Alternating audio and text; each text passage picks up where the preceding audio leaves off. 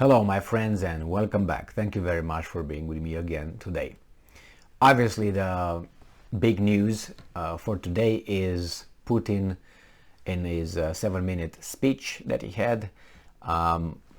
He claimed that he can use nuclear weapons in case the territorial integrity of Russia will be threatened. Also, he calls for a mobilization of 300,000 reservists.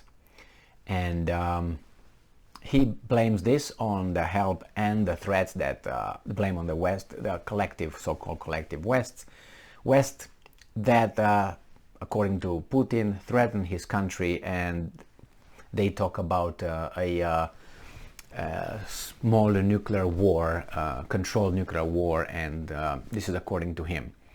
Now, I read a few articles on the whatever Putin said and what these guys in their articles wrote about it. And then I read about some comments that some politicians from Ukraine, United States, and other countries made regarding Putin's speech. Now, you should take just two things. One, Putin says if things go bad, as they go already, we're going to use nuclear weapons. And the other one is we're going to bring 300,000 more people on the front. So regarding this, which I think these are very serious consequences or actions, threats, however you want to call them.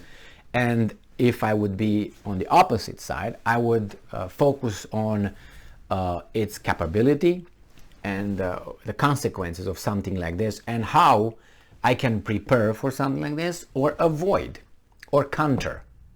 So in case Russia, let's say, uses nuclear weapons, what should I do? First, I will try to avoid to get to that point. This is my concern, all right?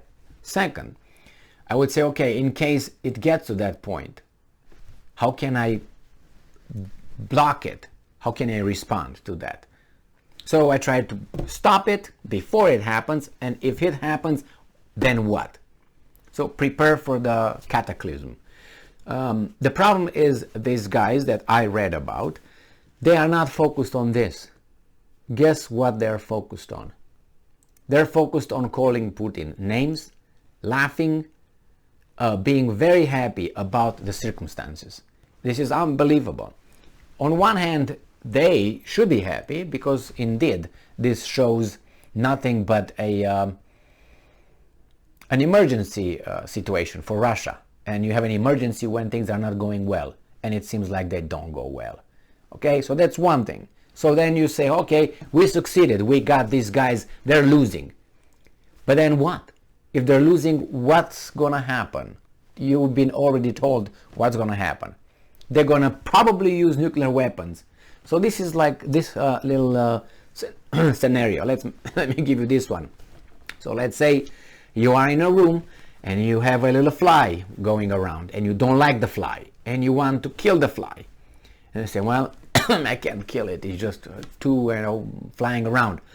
And then I take a piece of, honey, let's say, or shit, one of the two, and you put it on your forehead and you wait. And the fly comes bzz, bzz, bzz, bzz, and lands on that little thing that you put over there, either or. And when it's over there, what do? You pull your 45 Magnum and you say, I'm going to kill you now.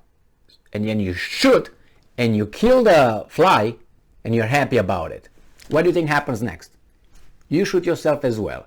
So, just think about that little thing that you put here as Ukraine, the fly as Russia, and you, the United States, and a few weasels that are happy that now you're right here, I'm gonna destroy you. And in the meantime, I destroy myself as well.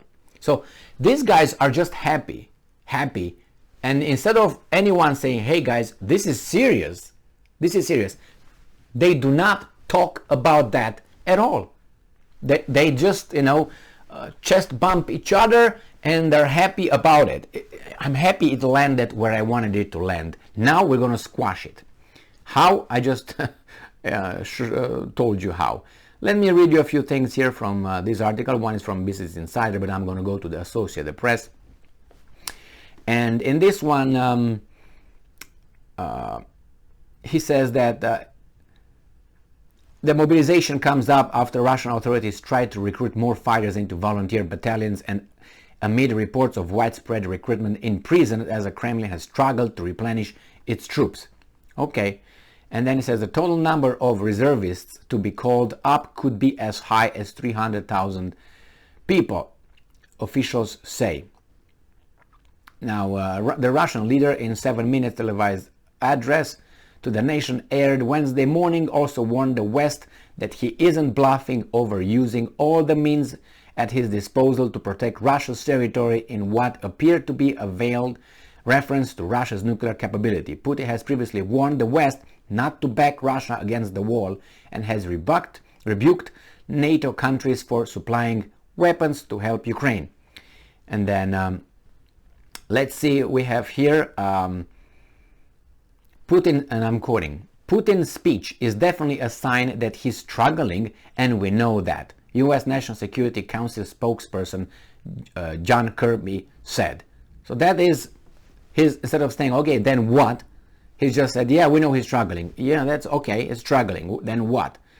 And then he says, Putin has suffered tens of thousands of casualties, has commanded and controlled issues, terrible troop morale, desertion problems, and is, of course, quote-unquote, forcing the wounded back into the fight, Kirby said on ABC Good Morning America.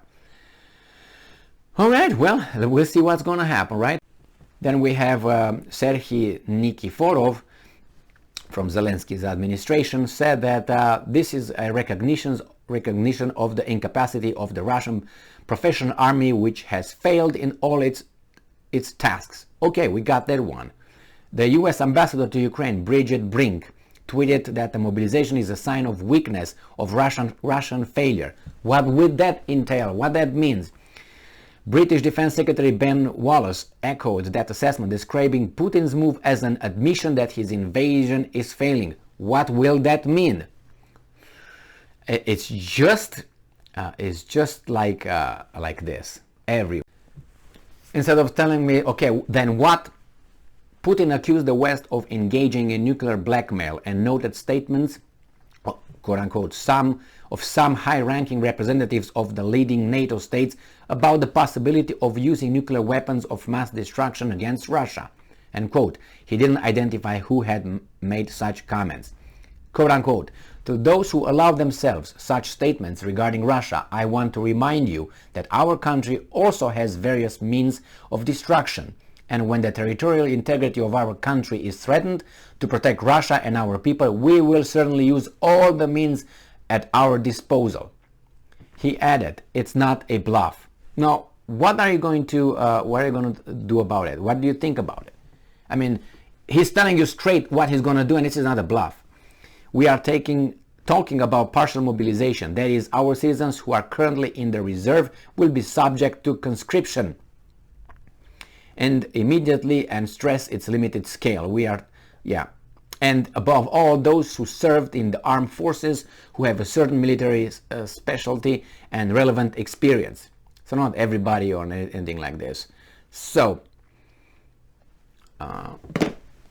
instead of hearing people coming and being panicked about this, in a way of saying, wait, maybe we should talk with the crazy. Not even that. They keep going, doing the same thing. Where will that lead? Do you think this guy is not going to use it? Is that what you think? Would you take a risk of that? Do you take a risk that he's just bluffing? I don't know. It's just strange that these guys, our elites, are looking at it this way. I don't want to hear maybe they have information. This is what the guy said over there. How much more clearer than that you want the next step explained to you? Now, what can they do? Talk to the guy. That's the main thing, talk. But they said, no, we're going to keep doing what we're doing. We're beating them. Okay, well, we'll see what gets. You're right there, ready, right? And you're happy about it, that you got the fly on your shed, on your honey. Then what? Thank you very much for being with me again today. Stay strong, stay smart, look for the truth, and be just.